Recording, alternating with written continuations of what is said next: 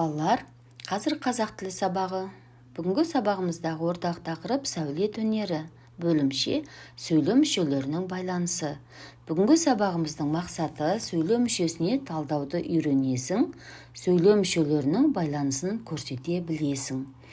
Ендеше балалар, ең бірінші сендерге сөйлем мүшесіне талдау үлгісін, алгоритмін айтқым келіп отыр. Не істеуіміз керек екен? Ең бірінші, сөйлемдегі қимылды, іс-әрекетті білдіретін сөзді табуымыз керек.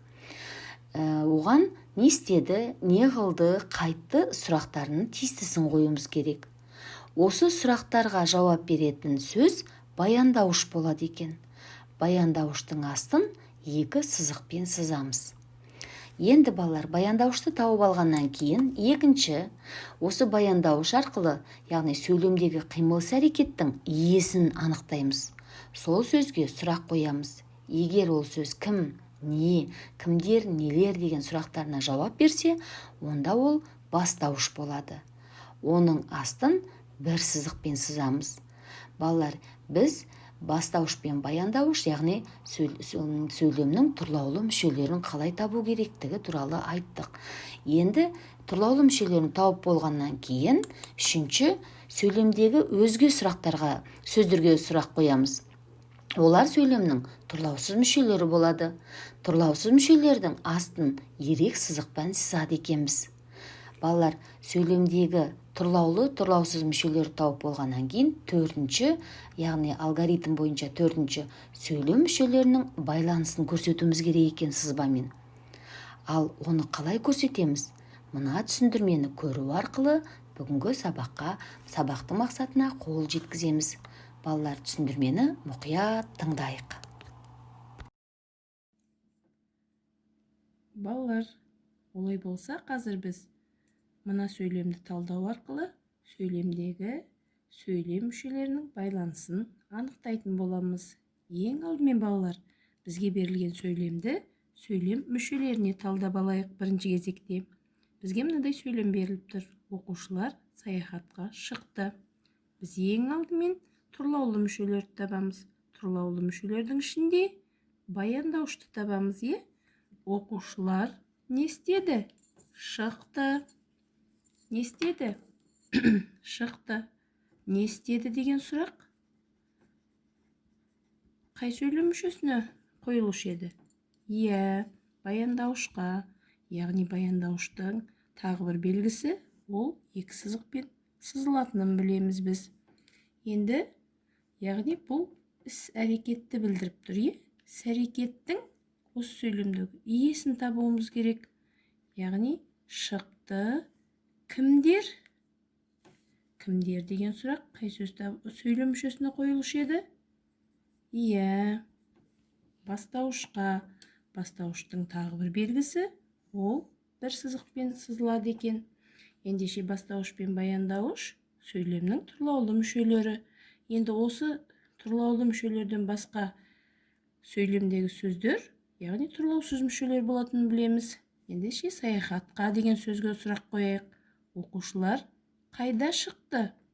Оқушылар саяхатқа шықты. Қайда деген сұрақ біз білеміз балалар. Сөйлемнің тұрлаусыз мүшелеріне қойылады екен. Сөйлемнің тұрлаусыз мүшелерін біз ерек сызықпен сызамыз деп айтқан болатынбыз. Ендеше балалар, біз не істедік? Сөйлемдегі сөйлем мүшелеріне талдадық. Енді сөйлемдегі сөздер мағынасына қарай өзара байланысып айтылады екен. Олардың байланысы сұрақ қою арқылы анықталады екен. Кәне осы байланысты тауып көрейікші. Оқушылар не істеді? Сұрақ қояйық. Оқушылар шықты. Сонда біз қай сөзден қай сөзге қойдық сұрақты? Яғни оқушылардан шықтыға. Яғни екеуі. Оқушылар шықты. Осы екі сөз байланысады екен. Жақсы. Тағы да байланысын біз мынадай сызба арқылы көрсетеді екенбіз. Ал келесі кезекте шықты. Қайда шықты? Саяхатқа шықты. Ендеше қай сөздер байланысып тұр балалар? Иә, саяхатқа шықты деген сөздер байланысып тұр екен. Олай болса, балалар, сөйлемдегі сөйлем мүшелері өзара байланысады деген осы екен. Ал байланысын біз сұрақ қою арқылы табады екенбіз. Ал негізгі байланысып тұруын біз мынадай сызба арқылы көрсете біледі екенбіз. Ендеше сабағымыздың мақсатында біз бүгін сөйлем мүшелерінің байланысын анықтайтынды үйренесіңдер деген болатығымыз. Ендеше байланысын осылай анықтайды екенбіз. Жақсы.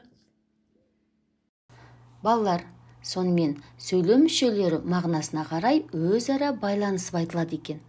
Олардың байланысы сұрақ қою арқылы анықталады екен. Жақсы балалар, бүгінгі сабақтың мақсаты түсінікті болса, дәптерімізді ашып 9 желтоқсан оқу тапсырмалары деп жазамыз.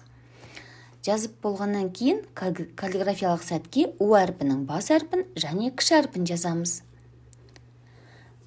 Жазып болғаннан кейін бірінші оқу тапсырмасы оқулығымыздың 109 бетінде 28 жаттығу. Бұл оқу тапсырмасында, яғни сөйлем мүшелерінің талдау үлгісін басшылыққа ала отырып, мына сөйлемдерді талдауымыз қажет екен. Бұл тапсырманың дескрипторы баяндауышты табады, сұрағын жазады, астын 2 сызықпен сызады. Бастауышты табады, сұрағын жазады, астын 1 сызықпен сызады. Тұрлаусыз мүшені табады, сұрағын қояды, астын 2 сызықпен сызады. Және сөйлем мүшелерінің байланысын сызбамен көрсетеді, көркем жазады, сауатты жазады. Балалар, осы дескрипторды басшылыққа ала отырып, 28 жаттығуды орындаймыз. Ол тапсырманы орындап болғаннан кейін 110 бетте оқулығымыздың 30 жаттығу. Бұл жерде мәтін берілген.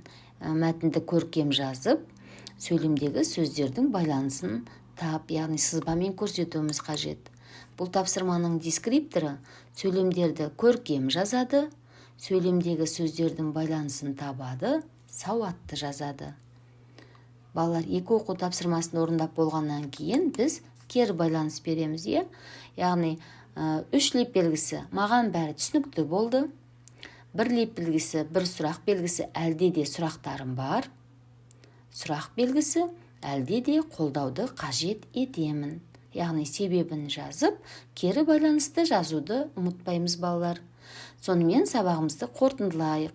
Бүгінгі сабақта сөйлем мүшесіне талдау үлгісін үйрендік, және де сөйлемдегі сөздердің байланысын сызба арқылы қалай көрсетуге болатыны жайлы білдік.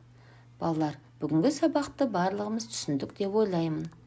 Ендеше сабағымыз аяқталды, келесі сабаққа дайындала қойыңдар.